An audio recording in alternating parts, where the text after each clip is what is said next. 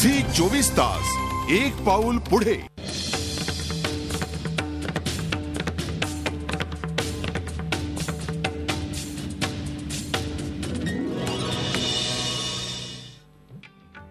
छान गार हवा वाहते आहे. हरिपाठानं माझंही मन प्रसन्न झालेलं आहे. त्यामुळे आता मी पुढची निवासाची व्यवस्था तुम्हाला दाखवायला नेतो. या दिंडीतली निवासाची व्यवस्था तुम्ही पाहू शकता की इथं साधारण हे 9 राहुट्या बांधलेल्या आहेत आणि प्रत्येक राहुट्यांमध्ये किमान 15 लोक तरी राहू शकतील अशी व्यवस्था आहे. प्रशस्त अशी राहुटी आहे ज्याच्यामध्ये ही मंडळी खरं तर खूप दमतात. भजन अभंग सुरू असतात आणि रात्रीची झोपायची व्यवस्था किंवा रात्रीची झोपायची वेळ ही यांची 10 वाजता होते. पण परत पहाटे 4 वाजता प्रवास सुरू करायचा असतो. पण त्यामुळे जेवढी झोप जेमतेम काय मिळते ती जरा चांगली मिळावी यासाठी ह्या अशा राहुट्या बनवलेल्या आहेत. आपण पाहू शकतो की इथं सगळीकडे ह्या 8 ते 9 राहुट्या बनवलेल्या आहेत आणि ह्या राहुट्यांमध्ये माणसं सध्या बसलेली आहेत. प्रवास कसा झाला, त्याचे अनुभव काय होते हे एकमेकांशी ते बोलत आहेत.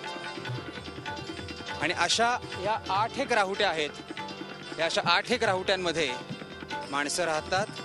दिंडीतले सगळे सहकारी राहतात. एकमेकांच्या सुखदुःखांची चर्चा करतात. प्रवासात काही त्रास तर झाला नाही ना याची चौकशी करतात.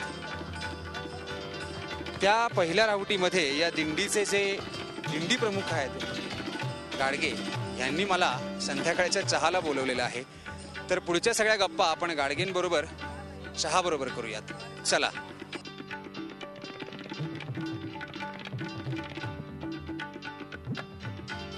राम राम मंडळी.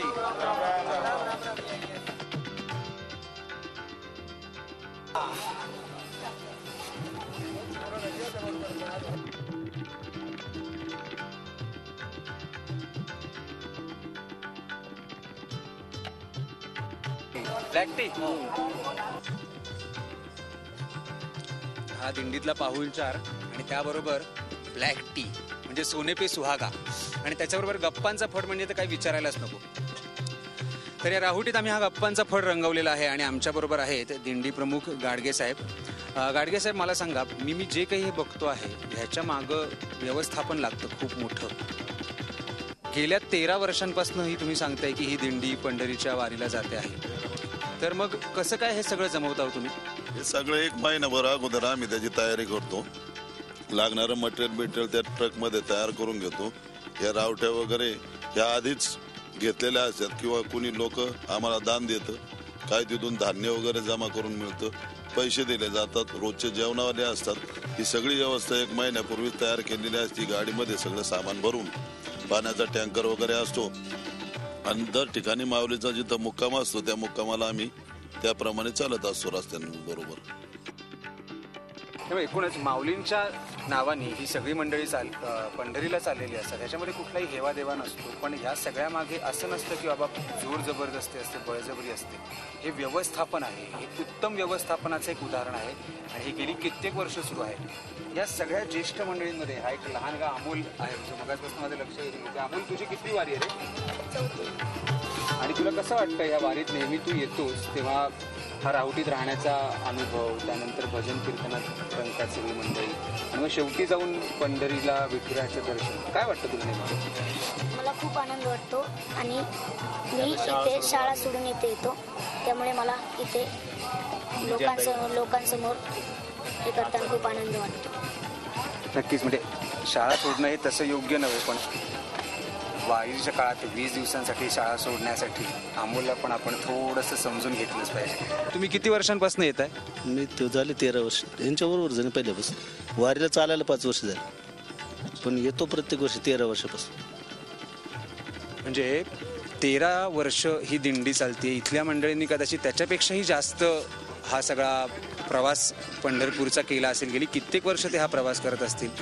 पण जेव्हा जेव्हा ते हे सगळ्या गोष्टी सांगताहेत तेव्हा तेव्हा मला असं जाणवतंय की हे सगळं एकदा इथं येऊन अनुभवायला पाहिजे. म्हणजे नुसतं TV वर पाहून किंवा नुसतं ह्याच्याबद्दल वर्तमानपत्रातले फोटो पाहून हे असं करणं उपयोगाचं नाही आहे. तुम्ही एकदा स्वतः, जसं मी यंदा मला हे भाग्य मिळालेलं आहे की मी आळंदी ते पंढरपूर ही वारी प्रसारमाध्यम माझ्या दृष्टीनं का होईना ही मी कव्हरेजच्या दृष्टीनं का होईना हे मी करतो आहे, पण तुम्ही पण एकदा जरूर या. ही सगळी मंडळी अशाच पद्धतीनं माझं जसं त्यांनी स्वागत केलं, माझा जसा पाहुणचार केला तसा ते तुमचाही करतील याबाबत मला तीळ मात्रही शंका नाही. व्हिडिओ जर्नलिस्ट अमित पवारसह स्वानंद कुलकर्णी, झी मीडिया, जेजुरी.